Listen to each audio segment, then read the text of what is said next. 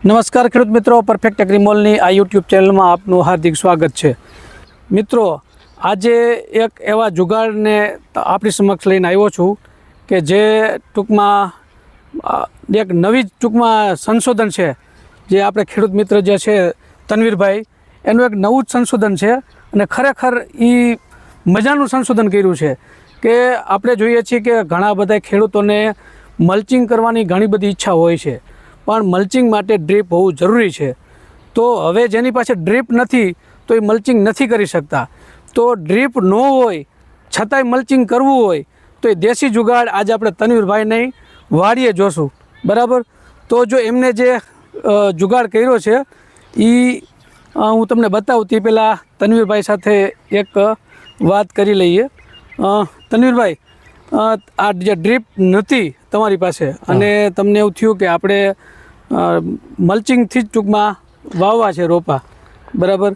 તો આ તમારી તકનિકથી તમને કેવું લાગ્યું કે ટૂંકમાં આ વસ્તુ સક્સેસફુલ છે કે કેમ છે, કઈ રીતે? સક્સેસફુલ છે, અત્યાર સુધી કાંઈ વાંધો નથી, બરાબર છે। તો અત્યારે આપણે પાણી પાઈ તો આપણે જે ભેજ જોઈ મળી રહે છે, બરાબર। ટૂંકમાં જે ડ્રીપ થકી જે ભેજ મળે છે એટલો ભેજ આપણે આ સિસ્ટમથી મળી શકીએ છીએ, બરાબર, મળી જાય। અને એનાથી તમને એવું ક્યારે અહેસાસ થયો કે ટૂંકમાં કદાચ ડ્રીપ હોય તો સારું, એવું કંઈ ક્યારે લાગ્યું ખરું ક્યારે? આમાં એક વસ્તુ આપણે તકલીફ પડે કે ભાઈ માનો કે આપણે ફૂલ ઉતારવું છે, તો આજ પાયું હોય તો એક દિવસ કમવું પડે, બાકી કોઈ જાતની તકલીફ બીજી નથી પડતી। હોય તો ટૂંકમાં ચાલુ પાણી આપણે વીણી કરી શકીએ। આમાં એટલું મેનેજમેન્ટ કરવું પડે કે જ્યારે પિયત આપ્યું હોય ત્યારે આપણે વીણી એક દિવસ થોડીક રાહ જોવી પડે, બાકી કોઈ મોટો ઇશ્યુ નથી, બાકી ઓમ બીજા કોઈ જાતના આમાં પ્રોબ્લેમ રહેતા નથી, બીજા કોઈ જાતના પ્રોબ્લેમ, બરાબર। તો જે આપણે જોઈ શકીએ છીએ કે જે તનવીરભાઈએ જે સિસ્ટમ કરી છે એ આ રીતની છે કે ટૂંકમાં આમથી જે પાણી આવે છે એ પાણી અહીંયા રોકાય, બરાબર।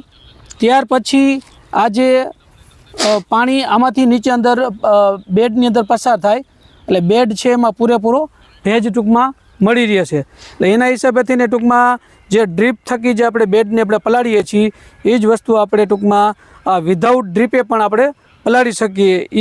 એ ટાઈપનો એક આ જુગાડ કર્યો છે ખેડૂતોએ। પણ એક હું તમને કહેવા માગીશ કે આમાં ટ્રેક્ટરથી પાથરેલું નહીં હાલે, બરાબર। ટૂંકમાં આમાં જાતે તમારે હાથથી પાથરવું પડશે, અને બરાબર છે, કારણ કે આની અંદર આપણે જોઈએ છીએ કે જે આ ટૂંકમાં ઓમાં ટ્રેક્ટરમાં આપણે પેક થઈ જાય, આખી આ લાઈન પેક થઈ જાય, એટલે આમાં ક્યાંક ક્યાંક આપણે 10-10 ફૂટે કે 5-5 ફૂટે ખાલી માટીના એક નાના ટીલા કરી નાખો એટલે હાલે, રેડી।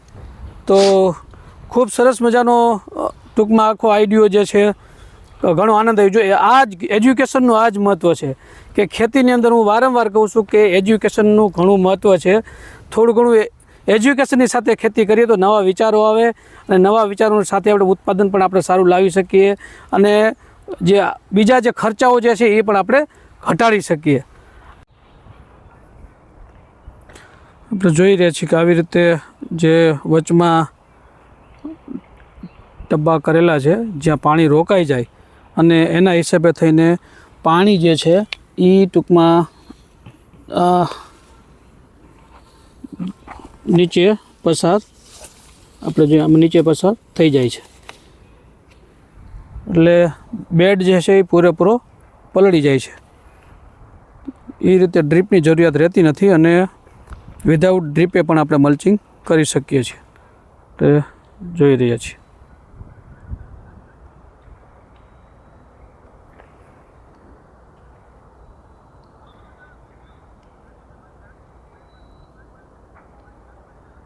આવા જ અવનવા વિડીયો તમારે જોવો હોય તો આપણી યુટ્યુબ ચેનલને લાઇક કરી અને શેર કરજો, અને વિડીયો ગમ્યો હોય તો તમારા મિત્રોને પણ શેર કરજો।